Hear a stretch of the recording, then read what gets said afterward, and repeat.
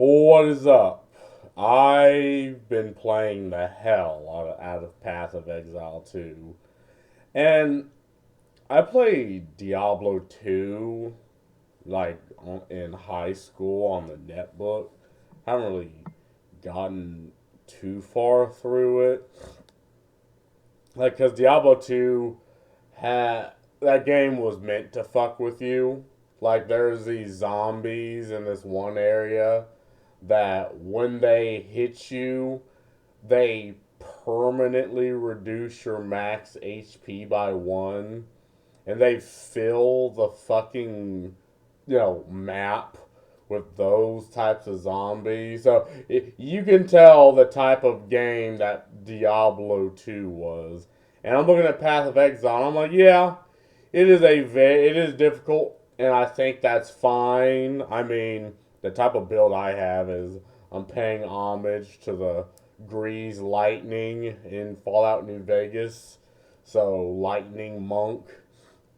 And so far it's a fine build. I looked at the skill tree and it at first glance it looks,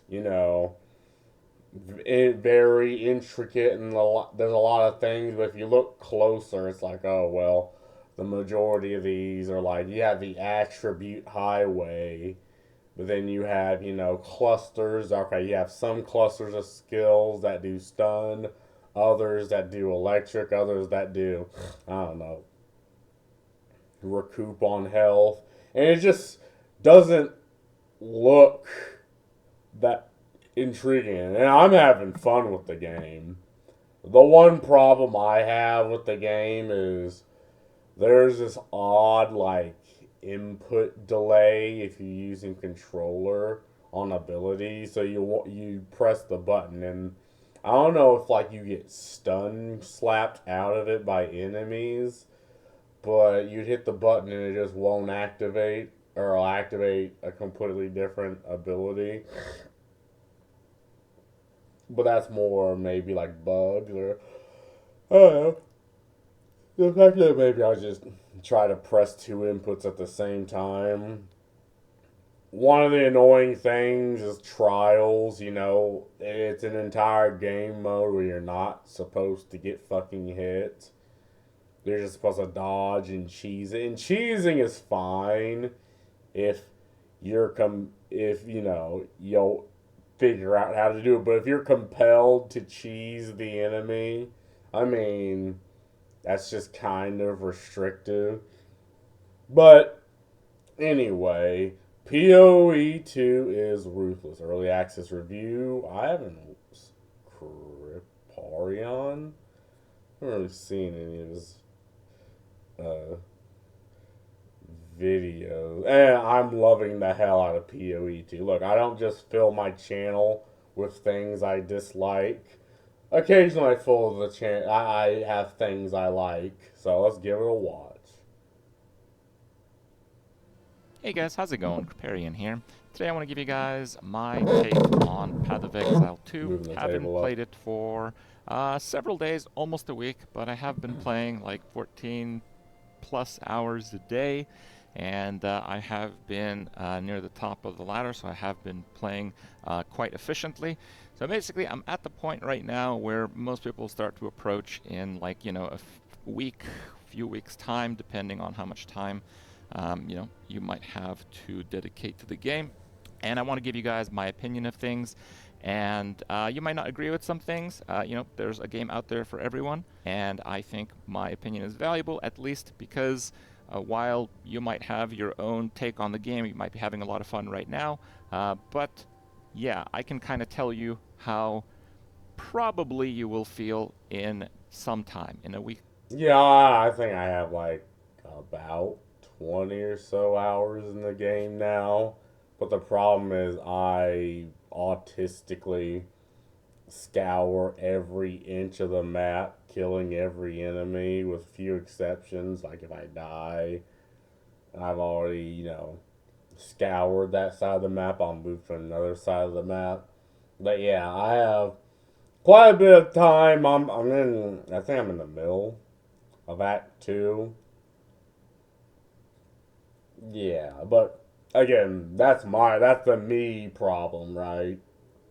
I go slowly through the game because I want to, scour every inch of a map before I moved on. But yeah, Weeks time, in 2 weeks time, whatever. That's just kind of how these things work when you have people like me who just play every waking hour of the day, all day when the game comes out. So, as you have seen the title of the video, Path of Exile 2 is ruthless. This is not like describing Path of Exile 2, though I guess it could describe Path of Exile 2. It is actually literal. Ruthless is a game mode in Path of Exile 1, and in my opinion, the Ruthless game mode in Path of Exile 1 has been the pre-alpha test for Path of Exile 2. The concepts behind everything, the concepts behind scarcity, it is like the same thing. And again, I want you guys to understand this is not like an ignorant opinion.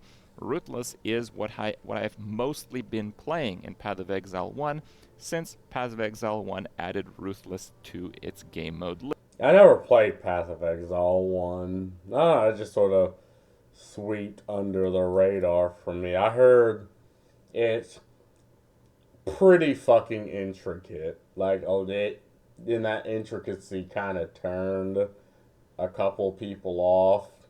Me, I just never really. I was playing other games at the time, but people are absolutely hyping the fuck out of Path of Exile 2. And I'm like, oh hell, I guess I'll play it. List. I have leveled many characters past 90, and level 90 in Ruthless is about equivalent to level 100 outside of Ruthless, so it is quite a task.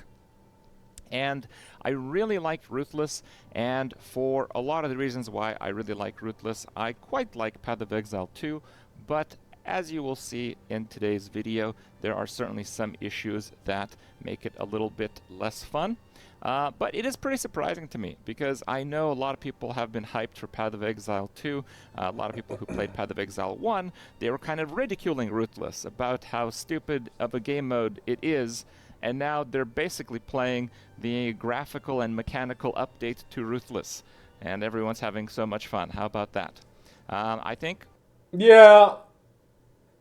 I don't know the difficulty spike in 1, but 2. Yeah, I'd say 2's pretty ruthless. It's more Elden Ring if it was top down. Like, there are times you have to dodge, and I'm playing the monk, so it's mainly evasion shield. But yeah, there are times where some attacks, some enemy choreographs on their attacks, like you have to dodge. If you do not dodge, you either take a crap ton of damage or it effectively one shots you, and I'm okay with that. Like, the monk has a mix of, you know, long range, short range attacks that, close the distance, attack that pulls you away. I got the damn bell, so I'm ringing the dinner bell on fools to stun the hell out of them. Like, the monk has an attack that if you have 70% stagger on an enemy's bar, you hit that and it'll stun them, stagger them completely, and wail on them. He also has another attack called Culling Stripe, where if the enemy's like dang near on death's door, like an icon will pop up above them. You hit them with Stunning Strike and it automatically kills you, and it kills them.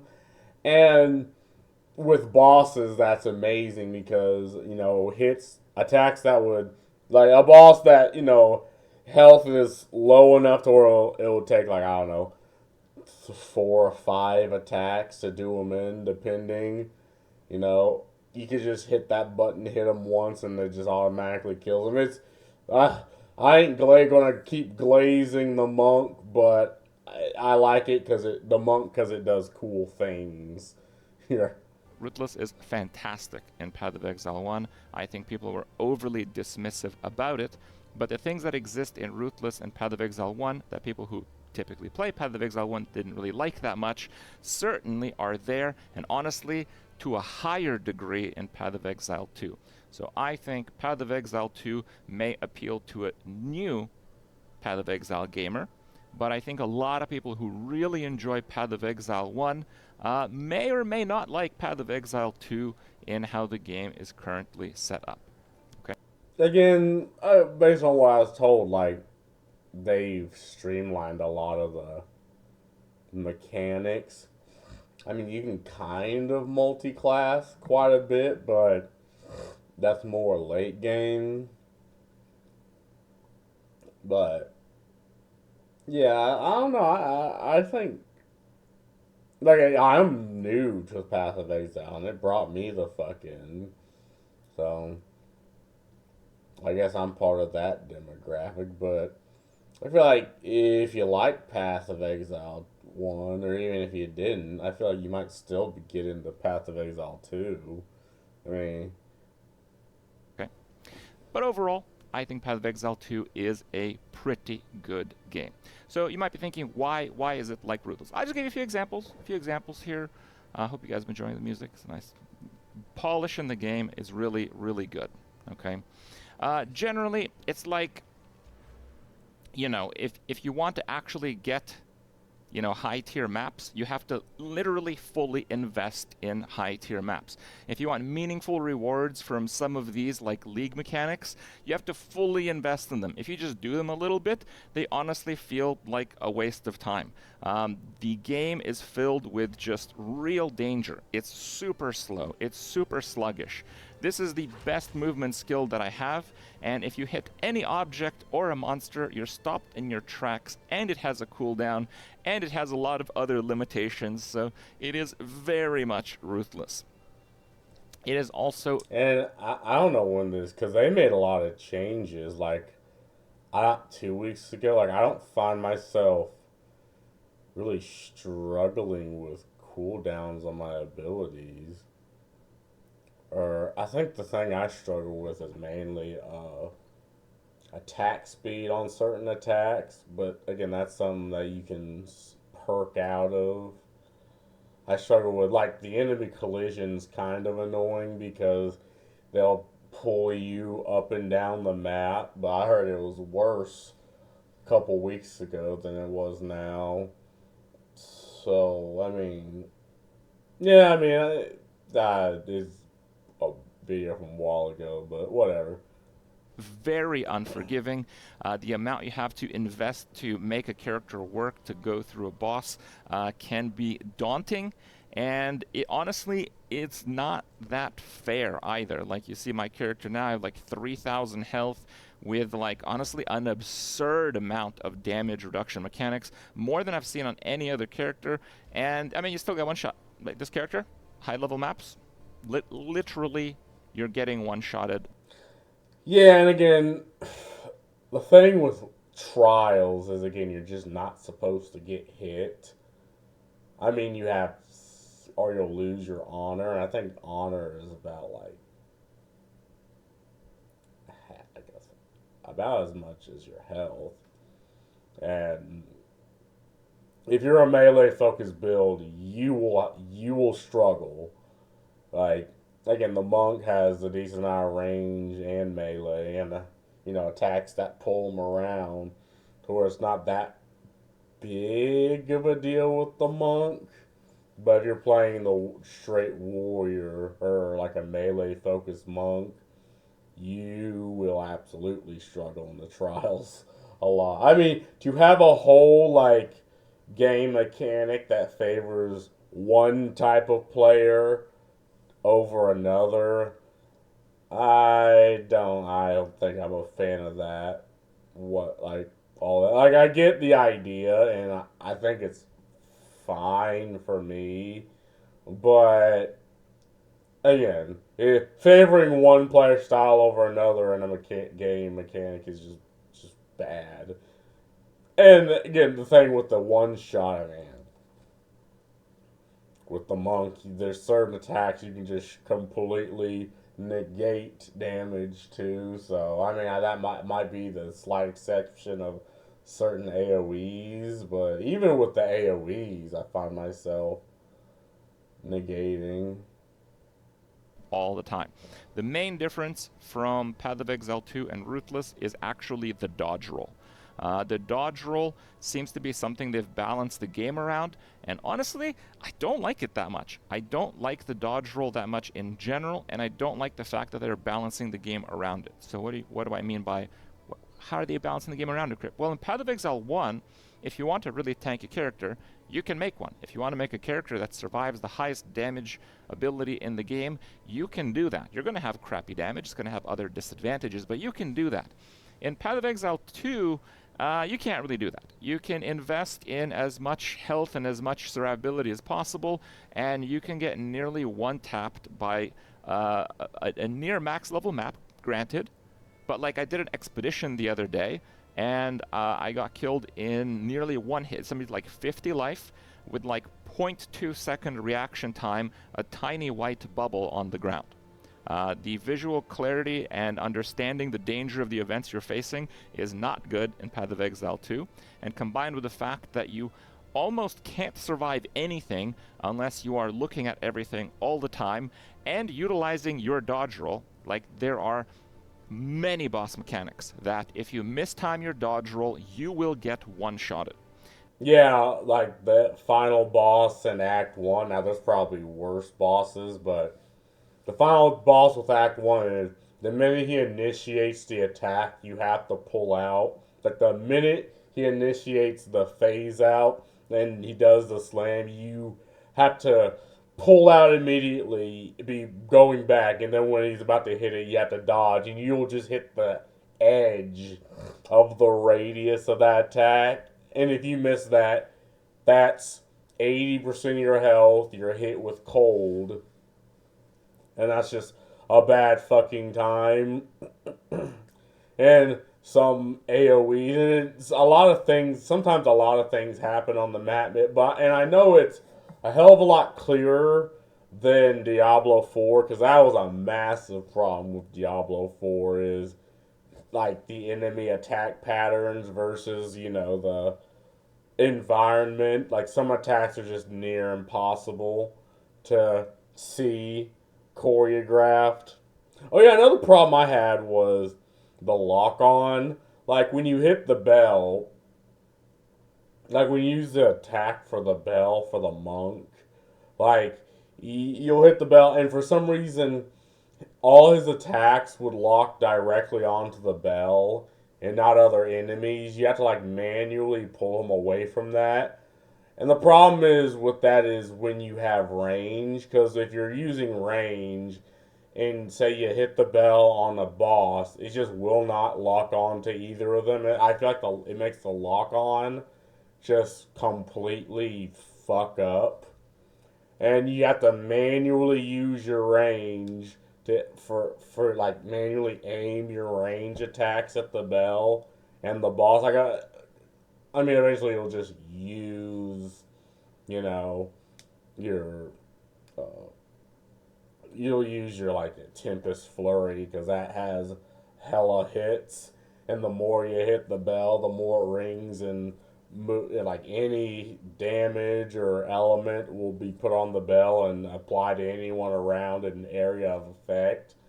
But that's just, and sometimes you won't even lock on to enemies on your screen. Like, if they're in a specific, maybe like the lower right or lower left, like, you would think you would lock on to them, but you just don't. Like, the lock on is kind of weird. But, and again, I'm playing with controller because I don't have a PC setup. But yeah, that's something that is also an issue. And I do want to also mention that I've taken a look at a lot of other people's builds. A lot of content creators are making builds and stuff. The way the game is set up is, if you want to progress, if you want to level, if you want to reach the highest tier maps, you need to make a character that doesn't, like, almost ever die.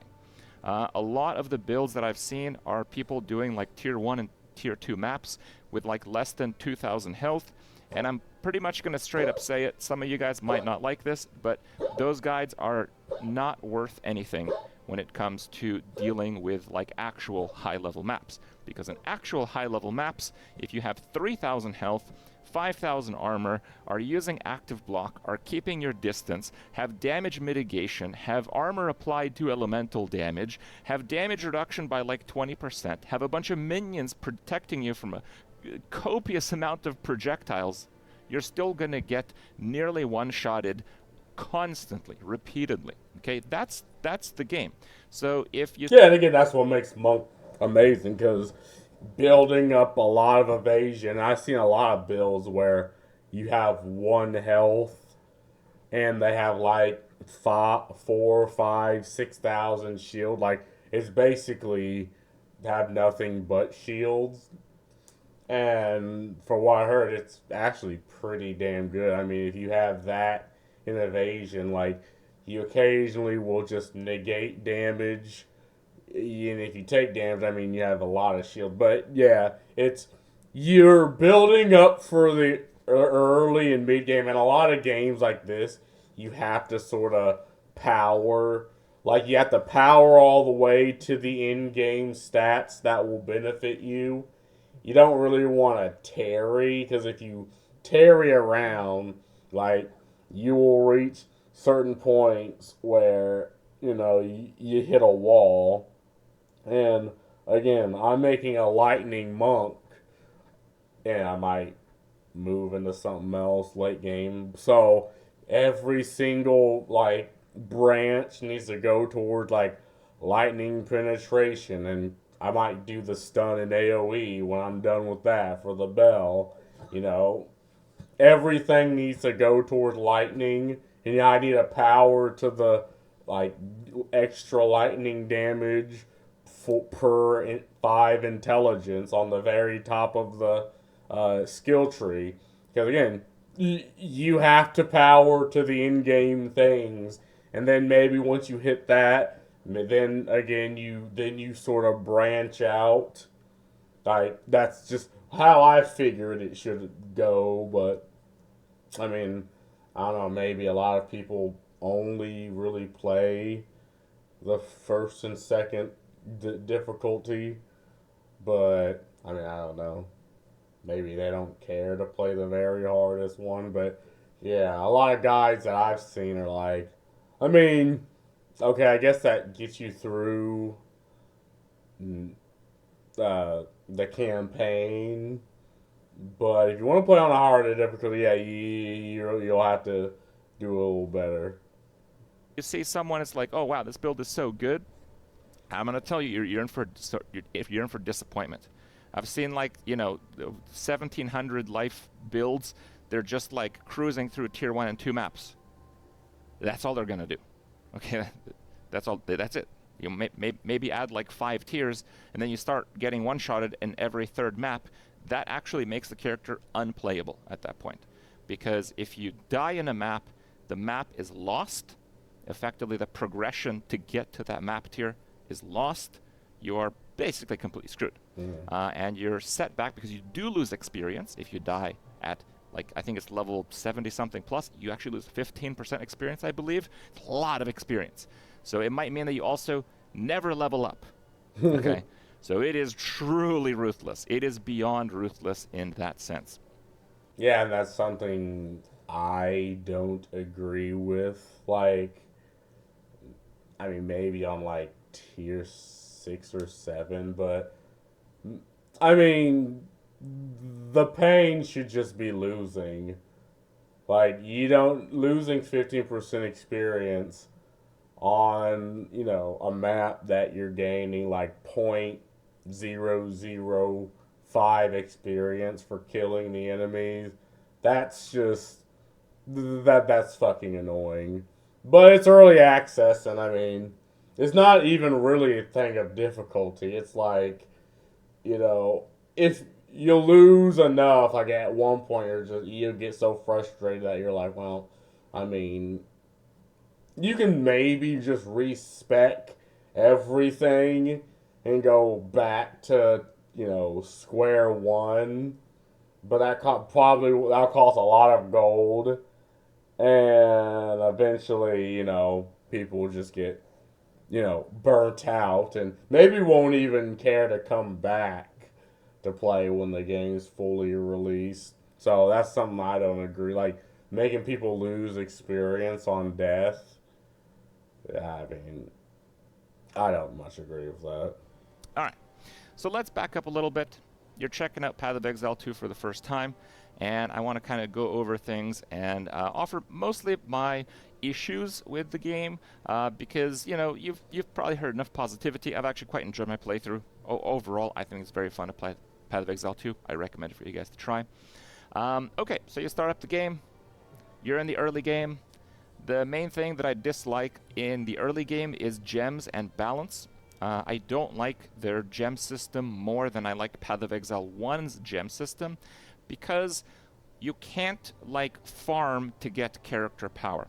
In Path of Exile 1, if you're playing a character that maybe is just not so good in the early game, or maybe it's not so good in the mid game, what you can do is you can stay in a zone a little bit longer, kill a bunch more monsters, your gems will level up, and this will be like over leveling, and it'll make the content that you're about to do a little bit less challenging.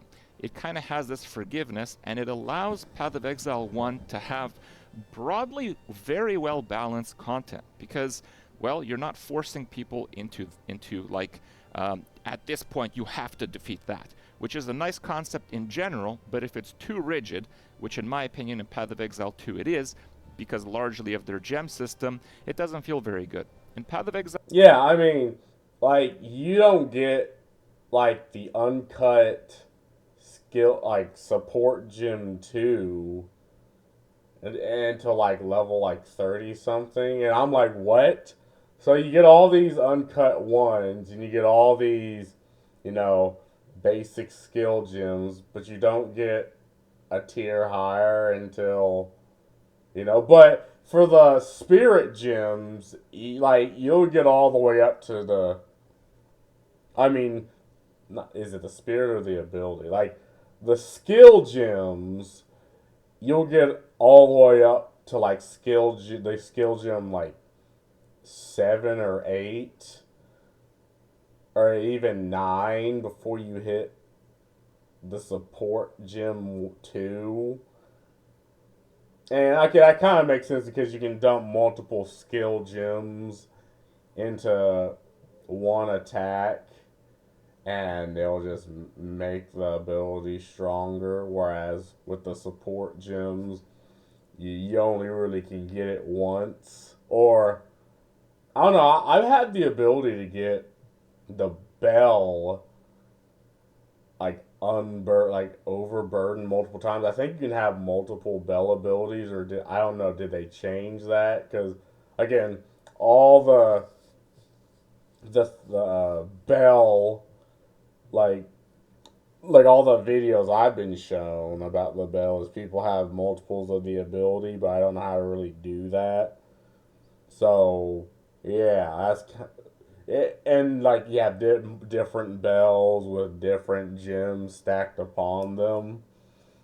So, but yeah, that's yeah. I'm also not if you're having a hard time, I think to an extent you should be able to kind of just cheaply farm. You good, Lucy? And even if it's farm cheesing the same area, because after a while, if you're 1 or 2 levels over the area, you're not really going to gain anything. The one exception are trial rooms, but the only way you really just can cheese levels from those is if you purposefully lose the trial. Now, you're going to probably lose anyway and have to go back and forth, but I went me going through the trial room. It took me 3 or 4 times. I leveled up twice, so I mean I don't know. I mean, every single time I got to the boss and got blasted. Exile 2, if you're facing a boss and the boss is too hard, your options are basically to farm a zone for hours and hours and hours, and you'll get like 2%, maybe 10% character power if you get an item upgrade, because getting like another couple levels, it's not giving you that much power. The passive tree, there's not that much power there. Your gems, you literally can't level them. The way that gems work is the level of a gem drops from a level of a zone. So if you can't beat like a boss in the campaign, you can't increase the level of your gems. The best you can do is match the level of the gems of that zone, which usually, again, doesn't give you that much character power if your main gem is already of that level. So it gets a little bit tricky, because they're kind of setting themselves up for a real challenge in finding some sort of balance to this, because not every class is going to be pretty balanced in every single stage of the game. Yeah, like some will do amazing early game and shitty late, like mid game and late game. Some are garbage early game, amazing mid game, and maybe okay, fine.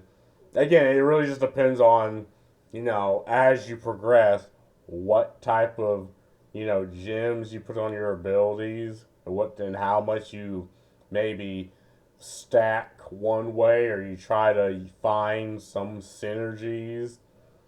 But and that's absolutely something you gotta worry. Like again, you need to pick a route first before you start like multi-classing, and there's very few exceptions to that, but I think that's mainly the rule. Like you have to just pick a lane, and that's fine sometimes, but again, you have to kind of go with the rule of cool sometimes. Like people, so I'm not always going to take the most mid maxi role if it's just going to make my experience boring, and I'm just boringly mashing one button at a time, occasionally hitting another button.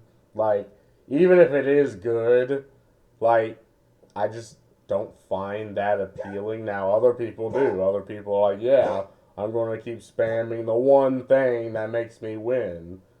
But, I mean, the rule of cool for me, and again, I understand the way I play isn't the optimum way. Like I'm that way with most of the games I play. I try to just enjoy the game along with being skilled. I did this with Stalker, where I only use the fucking spacesuits.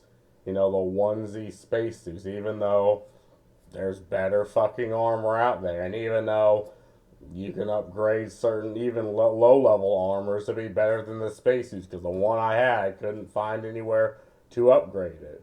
So again, you kind of got to understand some people are just going to go with the rule of cool. Now it's not the majority, but you kind of got to throw them a bone. Especially the early game. In my opinion, Path of Exile 1's gem system is amazing. I think it's the best skill system in an ARPG. I think it's a 10 out of 10 in terms of mechanics. It can look a little bit daunting, but in Path of Exile 2, it is a little bit more polished of a system.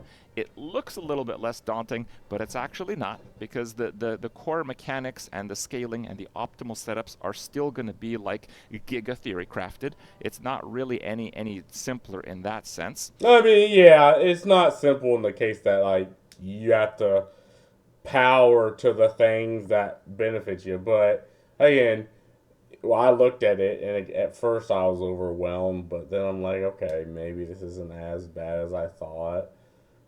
Because again, I took time to sit and look at the skill tree, and I picked a lane, picked a road, and then from that road, again, I'll branch out into other things. It might be a little bit simpler for the player that doesn't want to look literally anything up and just wants to dive into the game. I don't know how many players like that there are these days. Maybe there's quite a few. Maybe. Yeah, I'm one of them. Again, I don't look up bills. Now I do look at like how bills work, but usually by the time it gets to the skill tree, I'm already clicking off the video, because again, I want to experience the game for myself. Like I can look at an entire explanation on a game. Oh, sorry, had to move that. But if I don't, see it, play it, and experience it, I'm not going to understand. And that's probably a me issue, but hey, it's how I do. There's not, I don't know, maybe that's something that they're keeping in mind. But overall, the core idea that you can't get power from gems is really kind of weak, in my opinion. And I also think that it's really lame that it's trivialized with trading. So if you're playing in a trading environment, you do trivialize everything. You literally trivialize everything. You can be like, oh, well, all these other players that have been playing the game like crazy, I can just buy a max level gem from them. Because, my character, I've been doing like some of the highest tier maps. I have like 30 gems that are like level 18 or something. I have like so many. They're worthless to me, right? So like someone who's playing behind me, just like, Crip, I want to buy one of your level 18 gems. They literally missed out an enormous amount of progression. And this problem really does start in their gem system, and you feel this problem right away in the early parts of the campaign. For me, Act 2 was the hardest part of the game. Not of the campaign. Of the entire game, the hardest part was Act 2. Why? Because I didn't get any skill gems. They're pretty rare in the campaign. I just didn't get one. I went from a level 6 Raging Spirits to a level 10 at the start of Act 3. And in Act 2, I had 0 gem upgrades for my main source of damage. It was actually awful. And yeah, that doesn't feel good, right? It's like nothing. There's nothing I could do in terms of character power other than mindlessly grind the same zone and hope that I get a gem drop. But the buff gems, the spirit cost gems, are just like really, really rare. So yeah, I just didn't get one. A lot of people play. Me again, I guess because of the build I play, like, if I'm not getting something, I can supplement that damage with something else. So again, with the monk, it's sort of kind of physical, kind of elemental, kind of using the bell, kind of using attacks and abilities that move you around. So if you don't get a lot of one of your abilities, you can use others to sort of up that. And again, my thing was the support skill, like uncut gem level 2s, like that you don't see until like level 30 something. That's like, okay, I mean, but the skill gems are, they're fine. You're gonna kind of use them to upgrade other abilities. You're not really going to want to stack into every single ability with them. But, it's not really anything I found to be a problem. Again, and they probably changed that since in the past 2 weeks. But, yeah. Played the build guide. Glad you guys enjoyed it. And it's like, yeah, no problems, Crip. Build's great. Thank you. It's like, yeah. But, if you get unlucky with gems, it's not going to feel super great. In the mid game, you're going to start to do ascendancies. The ascendancy system is kind of frustrating. Basically, ascendancies are not free like they are in Path of Exile 1. Getting your first ascendancy point is pretty easy. Getting your second one, you have to do like an ultimatum. An ultimatum is insane RNG. You can do the same ultimatum, and it can be unbelievably easy. It's like just clearing white trash mobs. Or it can be borderline impossible for the build that you're currently playing. I don't think this is a very good system. I like the idea behind it, but generally it feels that at least the first 3 ascendancy groups should be a little bit more free, so people could actually kind of, take in the class that they're meaning to play. I don't feel you should have to go that hard for it. It's also Sanctum.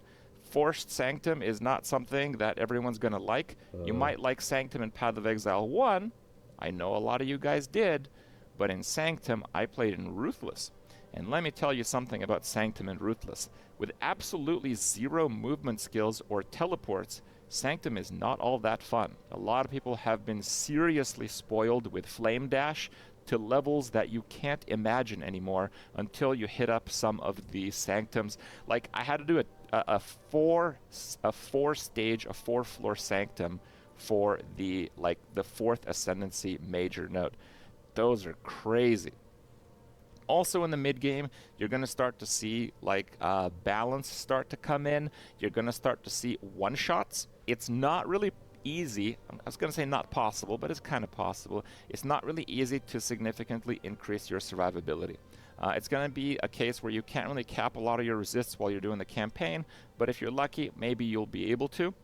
But you'll still reach that point where you just can't do a whole lot about it. You Yeah, and again, what going for is just flat damage. Like that's what most people are going for is just damage, casting speed, leveling up that one or two abilities that just absolutely nuke, and just Leroy Jenkinsing. Like if you, I guess, want to do uh resistance and all that, like yeah, you're gonna have a bad time. And again, evasion is amazing because you have a chance to just negate any type of damage, but even that is not a foolproof plan. And shield. So yeah, most people just don't even care for the damage resistance. They just go straight damage, and there you go.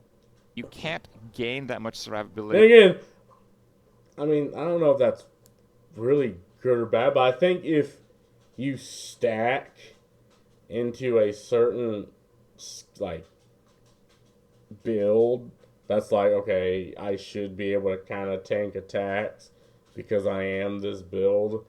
But again, like you said, you're still getting one tap. It's like okay, so there's technically no tanks in the game. Like it's all just damage dealers.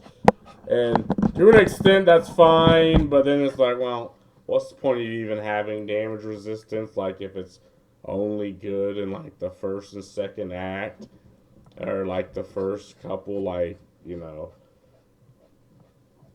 of that, and like the early game, and then late, mid to like very very high up in the difficulties, you just there's no reason. From the passive skill tree because there's like only 2% life nodes. They're 3%, so they're hardly even worth it. It's almost worth to just get strength on the skill tree everywhere.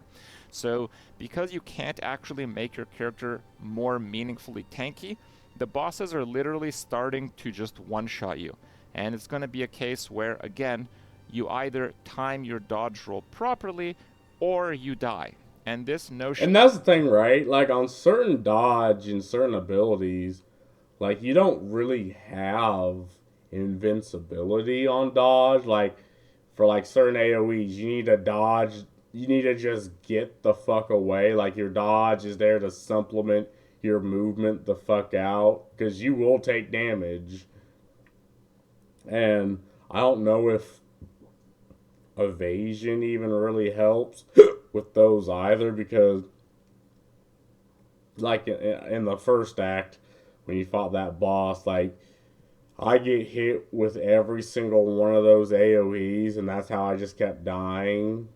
And evasion just didn't really help. Like, okay, maybe, you know, I could survive one of his, like, pillar fucking light bullshit, and then just keep mashing my health to sort of tank the others, because then it puts frost on you, which affects you too. But again, there's just the game just doesn't really favor tank builds. Like just if you're a damage dealer, then you just or like a minion build, you're gonna have a better time. Starts around the mid game in the campaign and continues for the rest of the game for most builds. In the end game, and generally for end game, I'm talking about like at least mid-tier maps to end game maps, because the early game maps are actually really easy. You can just dive into the early game maps like they're absolutely nothing. There really isn't that much to them. Like if you're doing a tier 1 map, it's a snooze fest for the Necro Infernalist. But yes, as you Yeah, I'd say early game is difficult for the monk because no, so you're like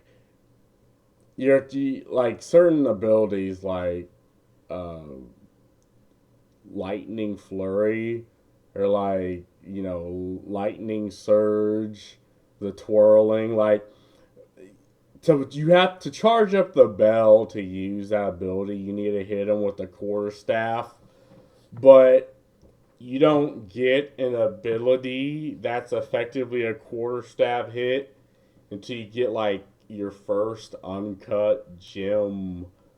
I think it's level 6 for the lightning flurry, and then there's another one, and if you get the uncut, like not the uncut, the uncut skill gem, like unless you get like the uncut skill gem 9, like if you should be able to try, and if you don't use the ability, the charges go away. I don't know. I think you should just be able to charge it up on just doing hits, like either with your quarterstaff or your fist or with like your palm abilities.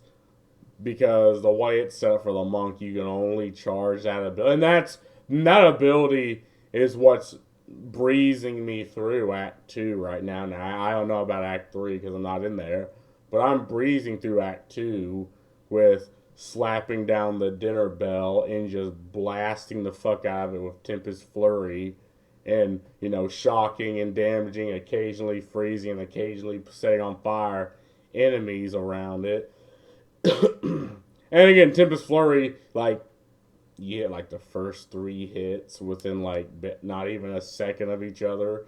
So the Tempest Flurry charges it up amazingly. But again, you have to get to act mid. I don't know if it's the middle of Act 2 to get it. Otherwise, you're just stuck with hitting with the quarterstaff, and that's fine. But again, you should be able to charge that bell just have it charged with abilities, because again, then you have the charge ability where like you get like charge counters, and if you have a certain amount of them, you can hit them with the falling thunder, and you do a crap ton of damage. But you need to, like, early game, you need to do with the calling strike to get a charge, but then eventually you get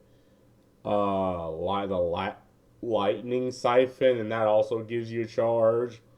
And then late game you get like certain like what was it, soul abilities, I think, where like you get one if you dodge, or you get one if I don't know, you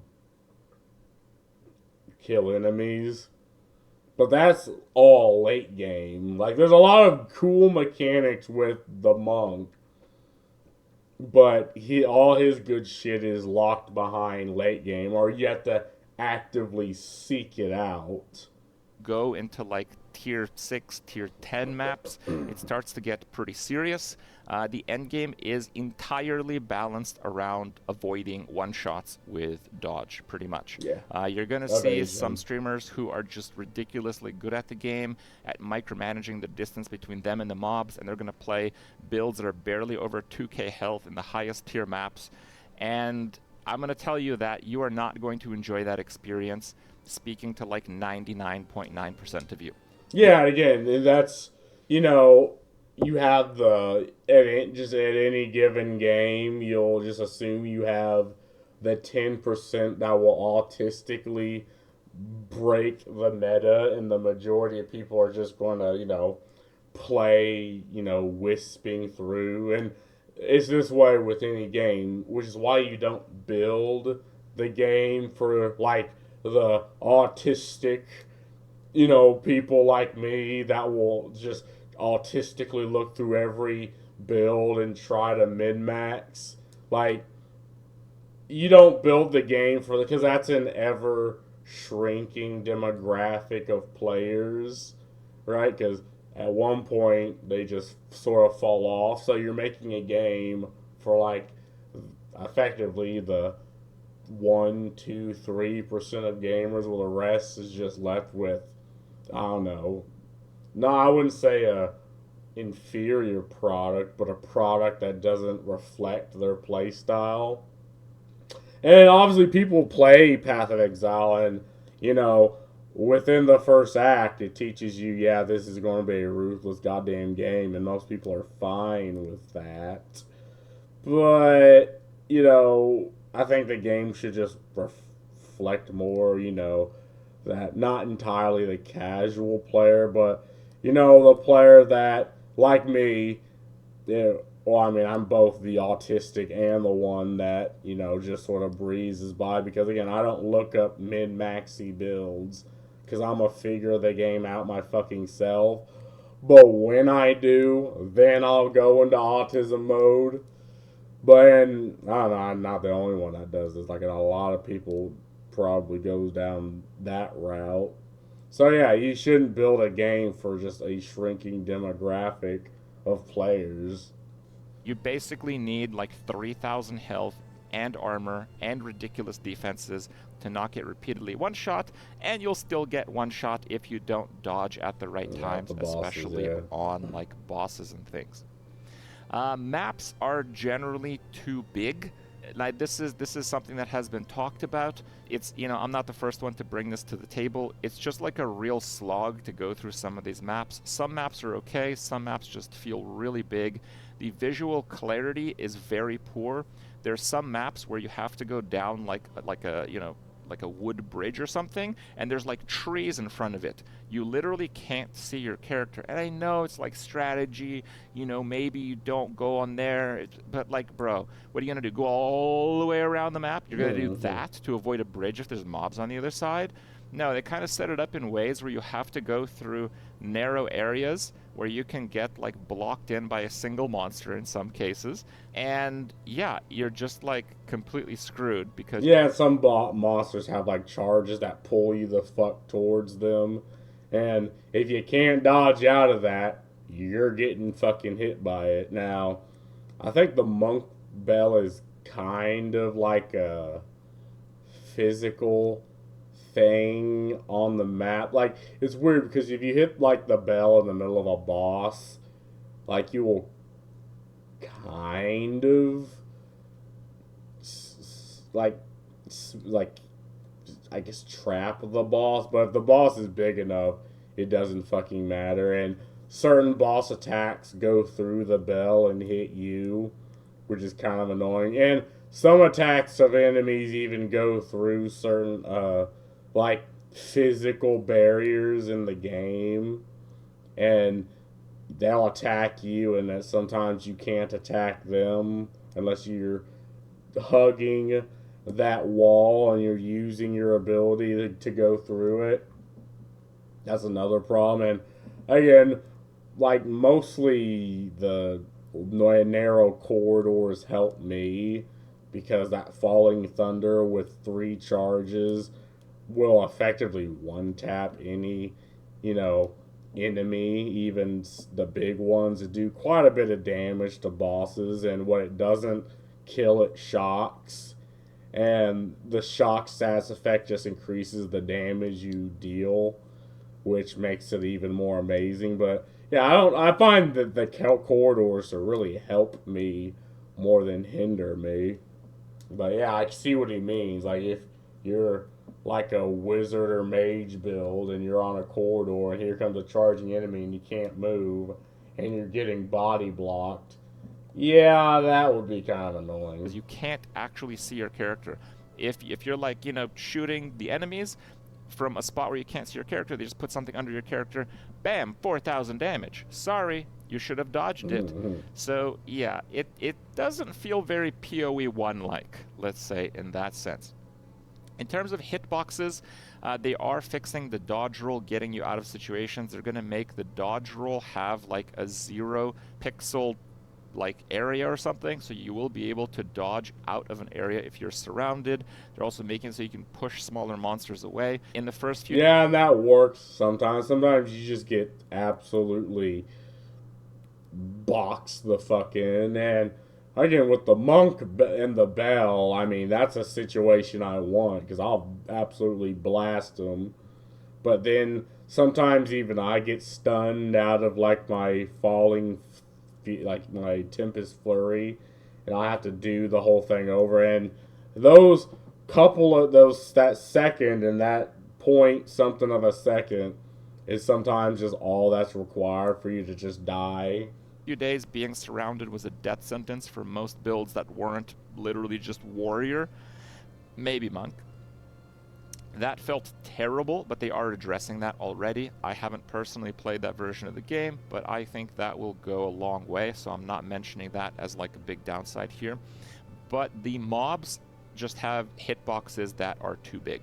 It's just like, just kind of dumb that there's mobs that are native to some of these maps and they can't go over like a bridge. They can't go through an alley.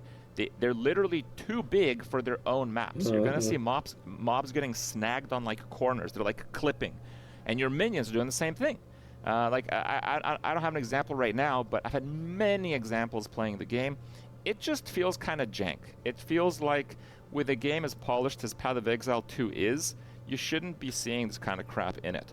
Yeah, sometimes enemies will get stuck in like physical articles on the map, and or like in like trees, and you just smack the shit out of them and kill them. But yeah, I definitely see what he means there. Absolutely, and even some of like the legendary enemies will get stuck on even their own goddamn a couple legendary enemies I faced got stuck on their own unit, like friends, or like stuck in walls, and I just sat there and lightning waved them to death. It's kind of funny, but it's like I don't know. The thing is that if they make mobs' hitboxes a lot smaller, it might actually trivialize the difficulty of the game in a lot of cases, so they might not do that. That will be a tough one for them to solve, in my opinion. It is kind of tied to the map size. One suggestion that I have is I would like to see at least the maps with bosses in them just generally be the boss, okay? I think it's kind of lame that in the maps that have bosses, yes, the boss is the challenge, but you still have to do like the entire map all over again. The bosses are pretty cool though, save for the fact that you have to use your dodge roll to avoid getting one-shotted in nearly all of them in the highest tier of maps. They are rewarding enough. If you are doing a map with a boss, it's going to give you like half the loot or more that you will get from that entire map, and that's actually kind of insane. Yeah, and I think they've even raised that. Like you get even a lot more loot since he made this video, which is a good thing. One thing that you'll notice if you're going through maps is that the mobs don't actually scale that much more HP. Like, I don't know the exact numbers, but it feels like the health of monsters as you climb the rank tiers doesn't go up that much. In Path of Exile 1, it goes up a whole lot. You can be cruise controlling in the early maps and really struggling in even the mid-game maps in Path of Exile 1. In POE2, the mobs in the lowest level maps have similar HP to the highest level maps. I would say no more than times 10. And times 10 is not that much because the first two maps are actually kind of easy. So what's different? Well, they do way more damage. They do way more damage. Like, the entire game seems to be trying to find life nodes, but they're not on the passive tree. That's how you make a stronger character right now in Path of Exile 2, and it kind of feels like bashing your head against the wall a lot of the time in that sense. So what happens is... Yeah, or like finding the nodes that give you like a certain amount of damage on hits, certain amount of damage, like, or a certain amount of health from enemies on hit, or a certain amount of health on killing the enemy. That's kind of where I kind of grabbed. Again, that's not the most optimum build. It required me to sort of go a certain path on the skill tree that I didn't really want to go. But again, that was what I had to do a little bit early game. Again, a lot of the monk shines primarily in the end game, from what I was told, and I'm kind of seeing it even now in Act 2, Whereas in Act 1, I kind of struggled. But yeah, I mean, what he's effectively telling you is don't worry about damage resistance, don't worry about health. And maybe they changed that a little bit, but even now when I'm playing, yeah, what he says kind of tracks. Is you die. You're going to die a lot. I think death is actually too punishing for the game that they have set up. Just to be clear, what happens if you die? You lose the map that you're in. You lose experience. I think it's like 15%. Maybe it's 10. I'm not too sure. I didn't really look at it, but it's a lot because the experience rates are similar to Ruthless and Path of Exile 1, which are absolutely brutal. Much, much harder to level up. You lose a lot of time because to sustain the highest level maps in Path of Exile 2, what you need to do is you need to use maps you have a lot of on the nodes without bosses, and then the nodes that do have bosses, that's where you put your high maps. So in a high map, if you died against the boss because you mistimed your dodge roll once, you lose that map. You lose possibly some tablets in the tower that you cleared for it. You lose like the 3 maps, which took you like an hour to complete to get to that boss map, so you can actually put in the map you actually wanted to run. And you might lose more experience than you've gained in the last hour if your level is high enough. And that might sound extreme, but I've been playing less than a week, and that's kind of what happens when I die in a high-level map currently. So I think Yeah, and again, that happens enough times, you'll just have people sort of bowing out. Like even a good player that's suffers too much, it'll be like, oh, I got it. Why would I like? Path of Exile is scratching an itch for me, but it's just losing everything else is fine, but losing experience, like I can't say I'm a fan of that. Like I understand they're trying to, put risk on death, but I just don't think that's really a good thing. Like I don't like that at all. it's too punishing. I think missing a dodge roll and losing that much just Yeah, or even mistiming a dodge roll, and it's like, oh well, nice to know you're fucked because you don't really gain invincibility. Like if it's an AOE attack, a dodge roll won't give you invincibility. Now it'll give you invincibility on like attack with the boss attacks you, but not on AOE's. doesn't feel good. I think it's too punishing. It's also like pretty buggy in some cases with like near invisible one shots. Yesterday I got one shotted when I was like literally like 1 pixel in the beam. Like literally like my hero's armor was like a little bit in the beam. No, I died in like 0.1 second against the boss ability. I wasn't like perfectly centered around it, right? So it's like super unforgiving. And again, when you might be watching this video, you're like, yeah, I like mechanics that are unforgiving. Well, maybe you'll watch this video again in 2 weeks and maybe you have a different opinion, I guess is what I'm trying to say with I mean, it's just literally been 2 weeks. that. And a lot of the slightly before endgame maps is super trivialized with trading. I think trading is going to be kind of a problem for them to solve.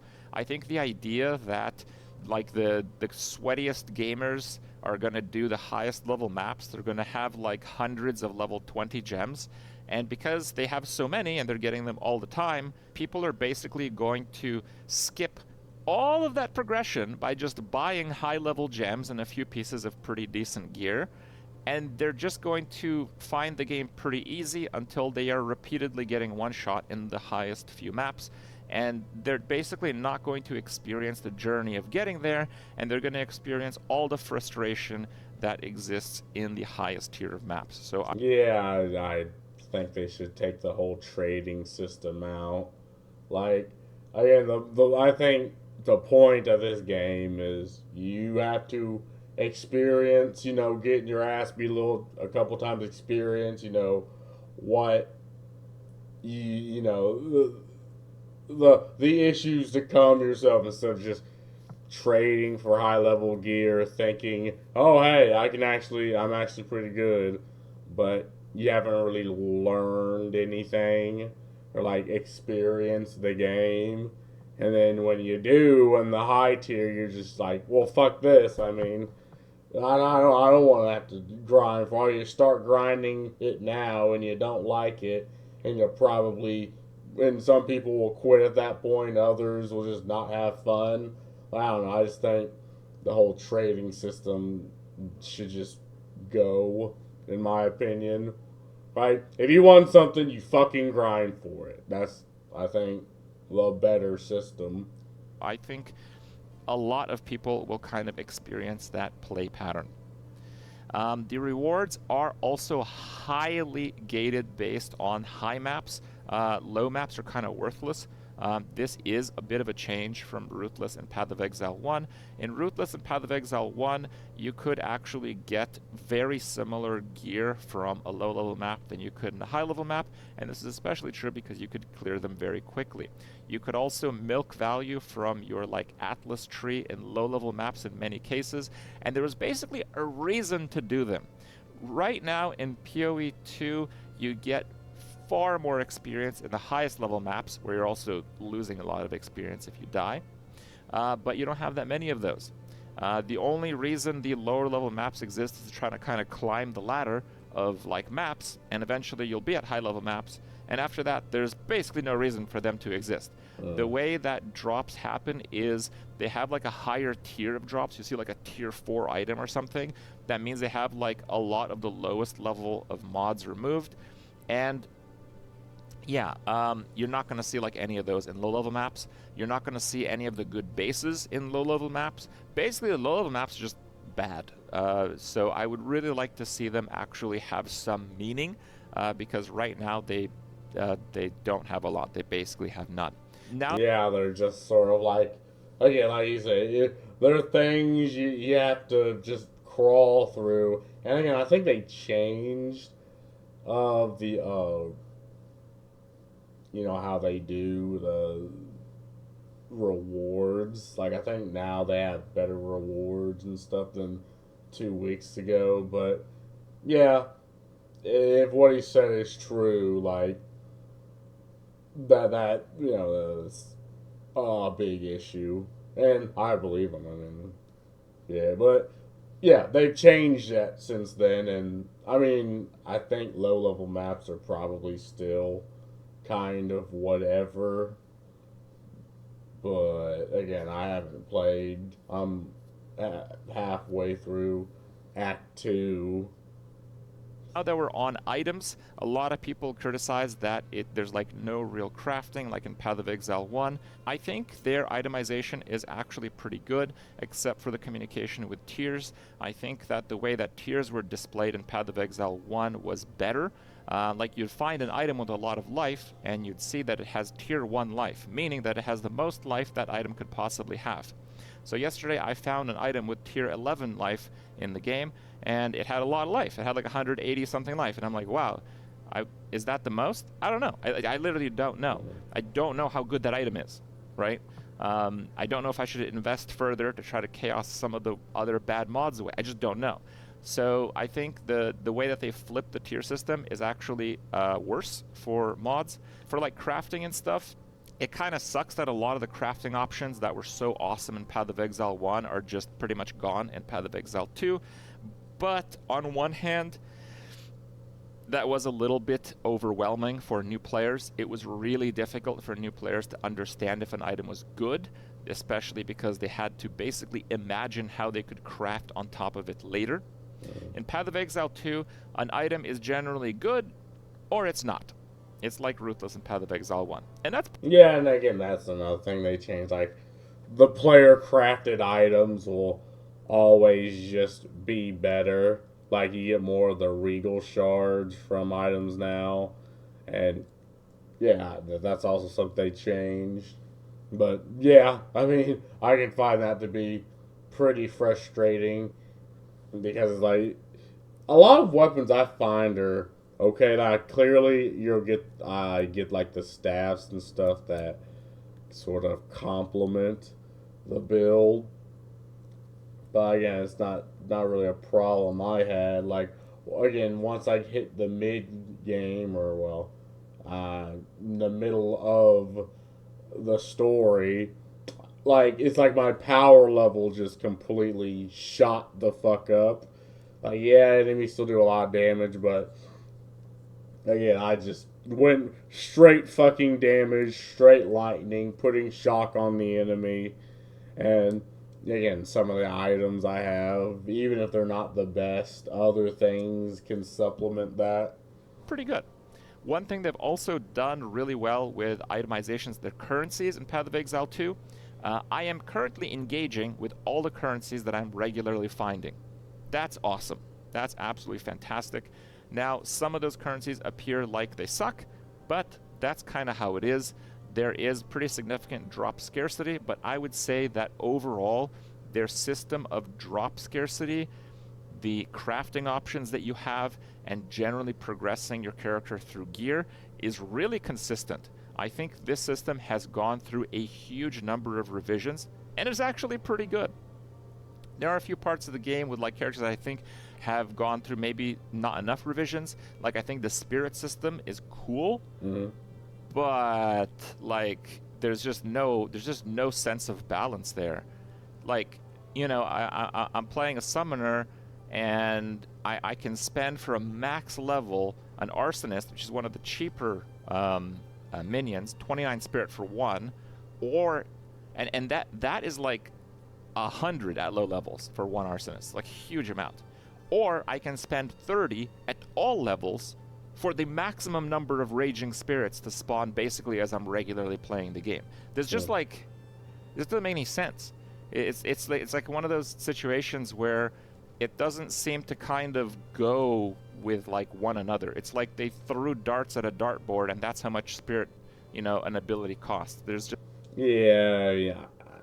My thing is, I'm the type of guy that saves a lot of things, so I have a lot of the things that augment like the rarity, puts the gems on things, but that's a me problem because again, those are systems I haven't really fucked with, and I feel like late game they'll be more useful than just dumping, your gems early game to get something that, you'll eventually find something better.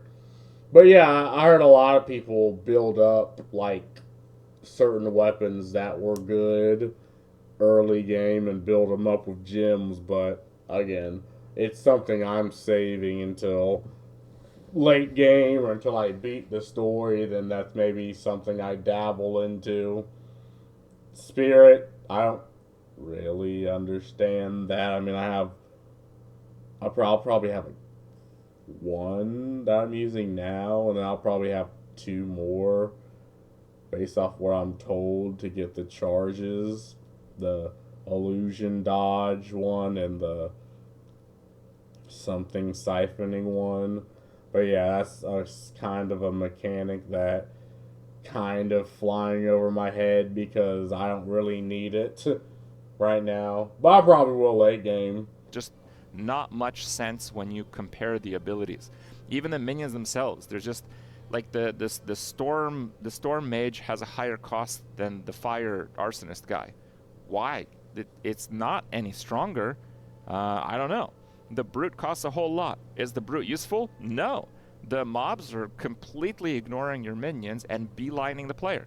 Why would I lose two mages for a brute? I'm just not going to use the brute because it costs too much. So Yeah, I know someone that just uses fucking just uh, arsonists because they do the most damage. Yeah, they have the least health, but you spam the fuck out of them, and they can put out a lot of damage before they get smacked. And usually, like the one spell I used was the one that like you use the that has like the bone spikes, and you use that on dead or killing enemies, and it summons like a minion. And I use that a little bit early game just to keep motherfuckers off of me. And to their credit, they actually do attack them. But I kind of jumped off of that because it's like, okay, it's okay because it denies certain enemies from turning their dead into like bombs or they're resurrecting them, and I did it because it looked cool, and because monk is a dex intelligence build. I mean, you'll have an equal amount of both, and you can multi-class. But yeah, it's something I just sort of jumped off of. But again, I heard again the person that I told me, he's like, nah, I just use just straight arsonist, and they just blast away. I think the spirit system needs some further revisions in terms of costs. I think it's quite off, and in some cases very off, but we'll see. Overall, I think it's a great game for like a campaign playthrough and early mapping. You're going to see a lot of build variety and diversity in that sense. Once you get to late game maps is where a lot of the problems start happening, and I think they imagine that, you know, some of the top streamers of the game will just play that through anyway and kind of push that. That's possible, but I'm not sure. My predictions for Path of Exile 2 are as follows. I think the combination of a really tough campaign, especially for a lot of classes, and very limited high map tier viability will just kind of be draining for people who play this game all the time. For people that play this game, like people who play POE1 like year round, I think they will just find it like frustrating to play Path of Exile 2 that much.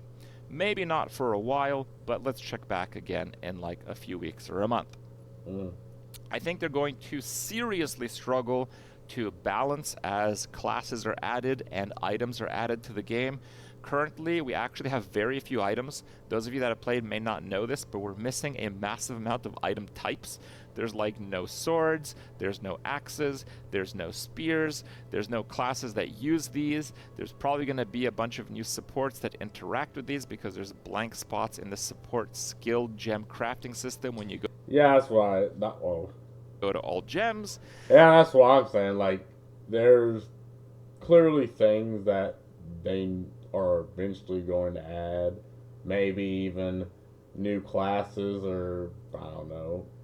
Right now, you only have strength, dex, and intelligence, and certain multi classes are like a mixture of two of those three. But yeah, I think a lot of things are going to be added. And a lot of things have been fixed because grinding your game surprisingly actually listens to their players and change things accordingly. Unlike, you know, certain game companies. And I think that will just contribute to the longevity of the game and people interacting with it.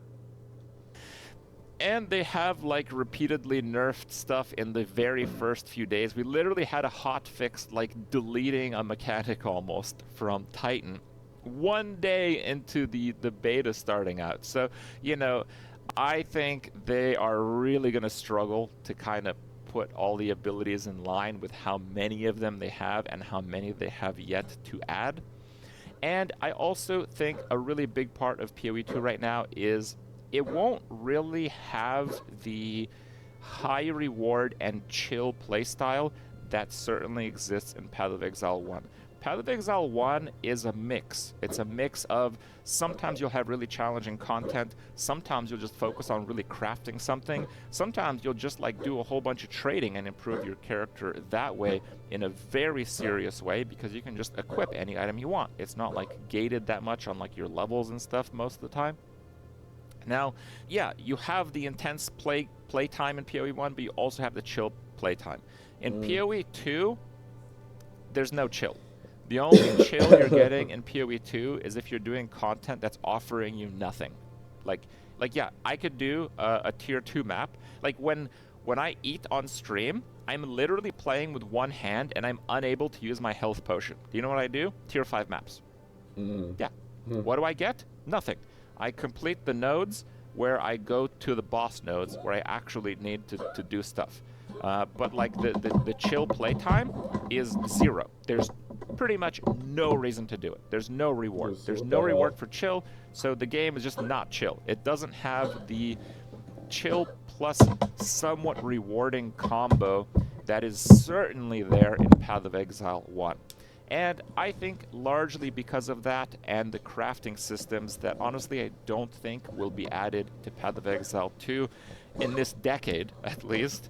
Path of Exile 1 will still have a pretty high demand of players, but for now, POE2 is the latest and greatest, so people will just kind of be focused on that. Yeah, and that's also the thing, right? Like, I feel like, you have to sort of balance the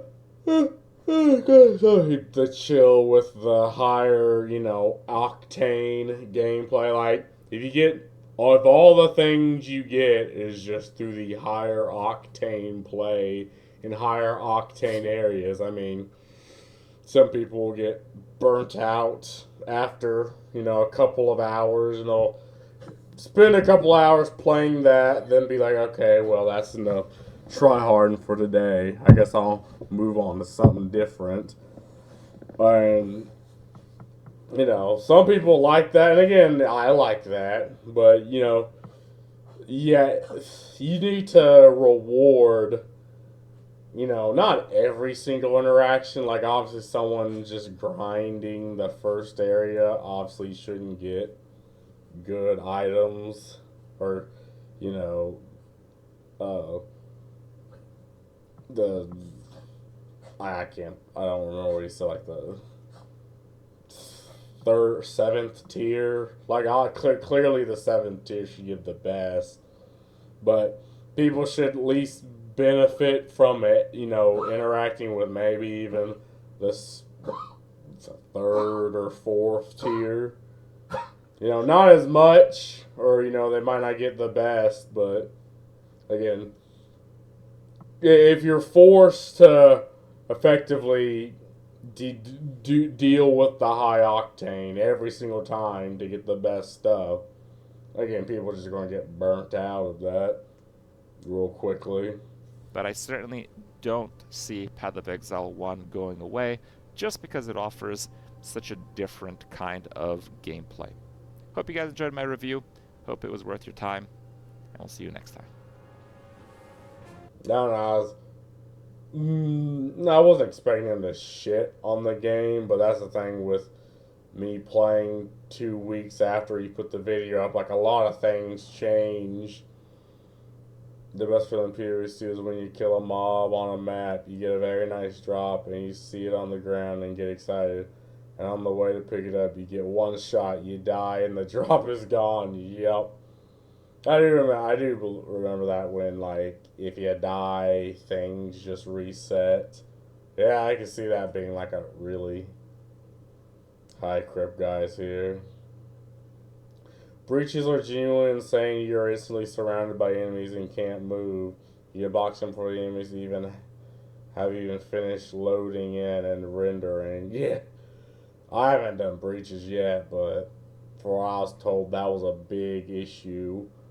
It's like this area opens up and enemies spawn, and eventually they just completely surround you. Hardest part of the game was Act 2, getting Diablo 3 vanilla flashbacks LMAO. I never forget the Act 2 boss. Haven't played Diablo 3. Hope at GGG this review is playing on a giant screen during the devs meeting after lunch breaks. An actual game review that tackles a lot of issues in the game and not blindly worshiping GGG. Thank you, Lord. Well, no, worship GG grinding your games. They have a good fucking product. You should absolutely worship them for that. Well, not really worship, but, it's rare in days like these. If every build needs to build into strength, that is a game design failure. This is not a good thing.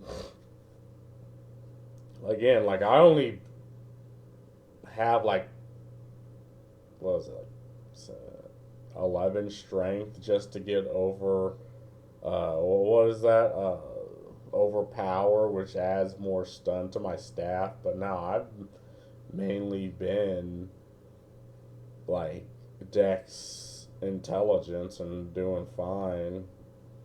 They announced role. I knew the game wouldn't revolve around it. It's not an extra move.